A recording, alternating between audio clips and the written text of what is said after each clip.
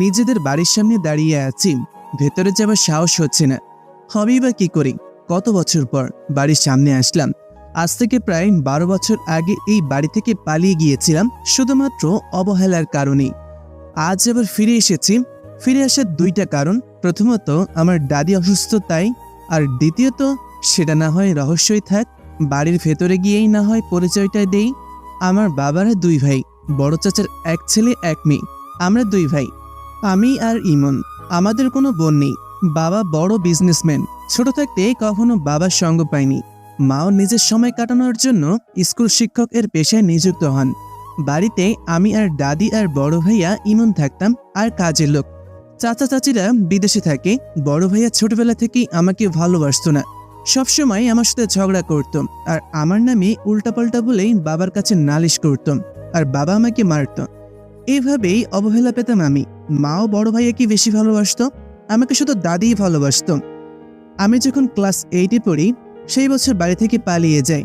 বাড়ি থেকে পালানোর কারণ ছিল ভাইয়া টাকা চুরি করে আমার কথা বলেছে যে আমি চুরি করেছি। বাবা আমাকে অনেক মারে, মাও কিচ্ছু বলেনি। সেই দিন রাগ করে আমি বাড়ি থেকে চলে আসি, আর আজ এত বছর পর বাসায় ফিরলাম।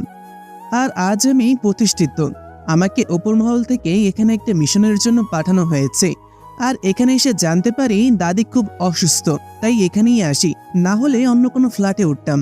বাড়ির গেট দিয়ে ঢুকলাম, বাড়ির সামনে কয়েকটা গাড়ি দেখতে পেলাম, হয়তোবা কেউ এসেছে। বাড়ির সব রুম আমার চেনা ছিল, এবং দাদির রুমও। তাই আমি দাদির রুমের দিকে যেতে লাগলাম। দাদির রুম থেকে অনেক শব্দের আওয়াজ পাচ্ছি। আমি দাদির রুমের সামনে আসলাম, তখনই আমার সামনে একটা মেয়ে এসে দাঁড়ালো। দেখতে খুব সুন্দর। মেয়েটা আমাকে বলল, আপনি কে? আপনাকে আগে তো এই বাড়িতে দেখিনি। আমার মুখে মাস্ক, তাই মেয়েটা আমার মুখ ভালো করে দেখতে পাচ্ছে না। মেয়েটাকে ভালো করে দেখলাম, কিন্তু চিনতে পারলাম না। এই বয়সী মেয়ে তো আমাদের বাড়িতে একটাই থাকতে পারে, সে আমার চাচাতো বোন মুন্নি। তাহলে ও কি আমার চাচাতো বোন? এটা ভাবতে লাগলাম। কি হলো, কথা বলুন। আপনি কে? কেন? অবহেলার পাত্র। মানে? সব মানের উত্তর হয় না। তখন মেয়েটা আপু আপু বলে কাউকে ডাক দিল। মুহূর্তেই আরো কয়েকটা মেয়ে এলো। এই মেয়েটা আমার থেকে বড় হবে। কি হয়েছে দিশা, এত ডাকাডাকি করতেছিস কেন? ও, তাহলে এই মেয়েটার নাম তিশা। তাহলে এই মেয়েটা আমার চাচাতো বোন না। আপু, এই লোকটাকে জিজ্ঞেস করেছি উনি কে, কিন্তু কোনো কথাই বলছে না। এই আপনি কে? আর আমাদের বাড়িতেই বা আসলেন কি করে? হেঁটে হেঁটে এসেছি। দেখছো কি ফালতু ছেলে, ওকে এক্ষুনি বের করে দাও বাড়ি থেকে। আপনারা কারা? আমাদের বাড়িতে দাঁড়িয়ে আমাদেরই বলছি আমরা কে?